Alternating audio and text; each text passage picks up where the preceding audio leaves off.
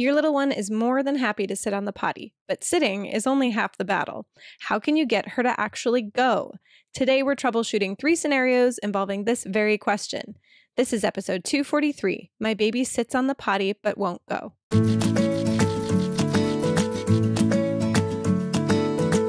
Hey there, welcome back. Thanks so much for joining me again today. I'm Nicole Cheever with Go Diaper Free, and this is episode 243. My baby sits on the potty but won't go. You can find the transcript and links to anything I mentioned in today's episode over at godiaperfree.com/243. And make sure to subscribe to the podcast on your favorite player so you'll get notified anytime we release a new episode.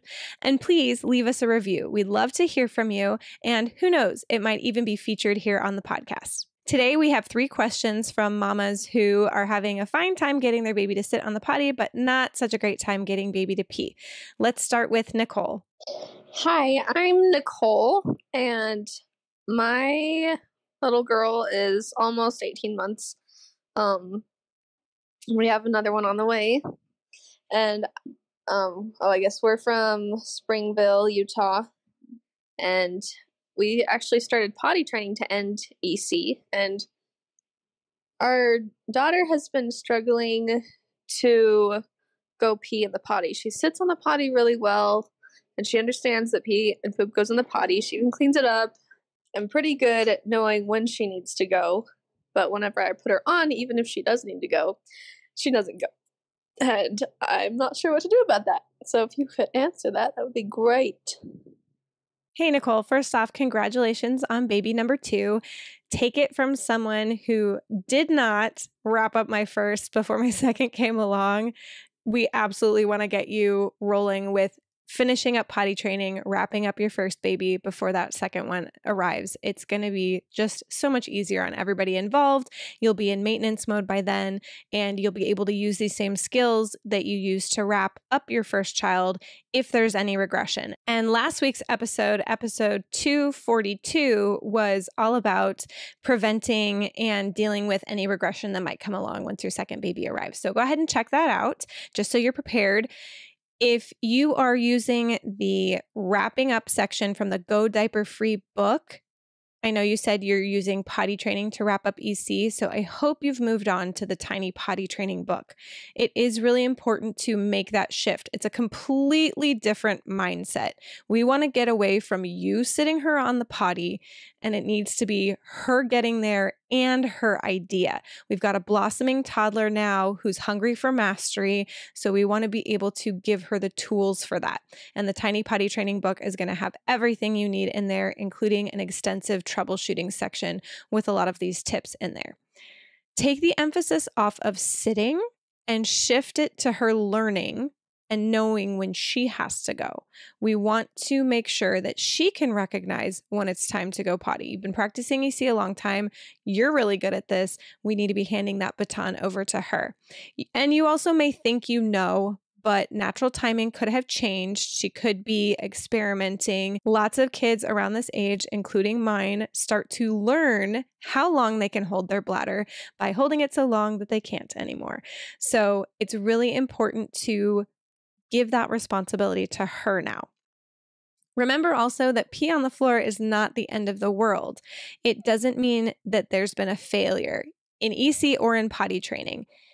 Pee on the floor is an opportunity for everybody to learn. Sometimes it's only your child, sometimes it's only you. Maybe you thought to yourself, I knew you had to pee, but they still need to go through that process themselves and realize that that feeling in their body meant it's time to go. The 2 main themes at this age range are independence and privacy. So as much independence as you can give her, whether you're looking at the passing the baton section in the Tiny Potty Training book or the building blocks of potty independence in the Go Diaper Free book, you're going to want to focus on all of those. Can she get to the potty? Can she get her clothes out of the way? Can she get onto the potty all by herself? We're really focusing on the front end of it. Everything that happens before the pee, everything that happens after, you'll work on as you go. But in order to get her peeing in the potty, we need to make sure she can accomplish all of that by herself. So we practice that when it's not time to go potty. When it's time to go potty, there's too much pressure, and we don't want that. Pressure and potty training never ever mix. The other thing is giving privacy. while we're passing this baton on, we're showing her, I trust that you can get the pee in the potty. I know you can do it. I know you know how, and I'm going to leave this to you. It's now your job. And part of that is either leaving the room. You can close the door if you have lots of carpet in the area and you want to make sure the pee stays contained somewhere that's easy to clean. You can shut the door and busy yourself with your hair, your makeup, something on your counter or in a drawer, and just really show physically that you have turned your back and you're leaving it all to her. The first 20 times the pee might end up on the floor, but eventually she'll get the message that this is not mom's job anymore, it's hers. For those of you who are right on this cusp, the Wrapping Up EC mini course is really going to help you as well, especially if you don't have the book, or really if you just learn from a more visual format or audio format like this. Of course, the book does come with the audio version, but the Wrapping Up EC mini course is a nice deep dive into all of these skills. Next up, we have a question from Amanda. My name is Amanda. I live in Iowa, and my baby is nearing 6 months. I have been dealing with knowing that she has to go, putting her on the potty, and waiting for nothing to happen. Then we need a diaper change 10 minutes later. So my question is, how do I encourage baby to release into the potty when it is offered? Thanks, Amanda. The themes here, even though you're in a very different age range, are going to be pretty similar. We do want to update our natural timing. 10 minutes is a big deal to a little baby, especially a busy little baby who has probably either already mastered crawling or is working very, very hard on it. So make sure you download the Log app, or of course, in your resource center that comes with the book, you do have paper copies of the Potty Log if you prefer pen and paper, but the Log app is available for iPhone and Android, and you just click a button and you can log when your baby pees, when they wake up, when they eat, when they poop, and it will spit out a graph for you and an average, so you can get a better sense of their natural timing. They do start to consolidate pees around this age. So even though you may be getting that sense from the timing that you're used to that it's coming up, it is probably, in fact, stretching just a little bit longer, and that little bit longer can make all the difference. When you offer the potty and nothing happens, you can leave your baby bottomless, put her on your hip, and walk around for a minute. Sometimes a change of scenery will get the pee flowing, sometimes bringing her to the sink and turning on the water, or really just that moving around on your hip and letting her sit there and realize that her bladder is indeed full. If you're using the mini potty and you're worried that it might just be a little bit uncomfortable, you could always try adding a cozy onto it. We do sell them separately at tinyendies.com. That might make things a little bit more comfy. But if you're going to change the scenery, like switching to a seat reducer or bringing the top hat potty back out, anything like that, just make sure you keep that mini potty. It's great for the car. You're going to want it later. Do not get rid of it, even if you decide to switch up your potty spot. The Potty Time Master mini course will be helpful for you. That's a deep dive into the 4 roads to potty time to help you figure out exactly when your baby needs to pee. Maybe you just need a little bit of a refresher on how to identify that, and that will be a big help for you. Next up, we've got Kate. Hi, Andrea. So I've been doing EC with my little one since birth for over a year now. And it seems like we're just devolving. The past 4 months have been very trying. We went from catching at least half of all poops and pees to, I guess since she's been more mobile, just a complete lack of cooperation, except when we get up from naps. She just does not signal. Just case in point this morning, we got up and she sat on the potty. She's very content to do so. She'll sit there for a while. We signal, we talk about it, and she's 13 months old now. And then she gets up and crawls away and then pees somewhere else. And I mean, this is just so typical. And I'm getting quite frustrated, especially after being so committed to this for so long. Any tips would be really great. Thanks so much, Kate.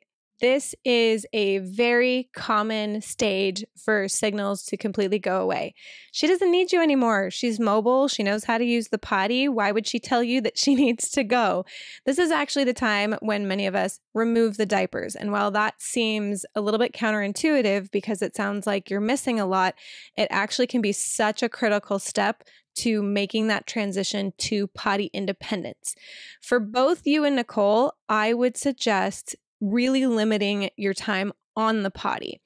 Pee or get off the pot. Potty time just sounds like it might be way too much fun. You're talking, you're interacting with her. It sounds like a lot of really great one-on-one mom time. I have an episode about how much play is too much on the potty. That's episode 221. So head over there if you want to get a little bit more information about that. But it also sounds like she needs some privacy as well. You can lock yourself in the bathroom, like I suggested earlier in the episode, and busy yourself with something else. And that may just give her the privacy she needs to realize it's time to go pee, not play.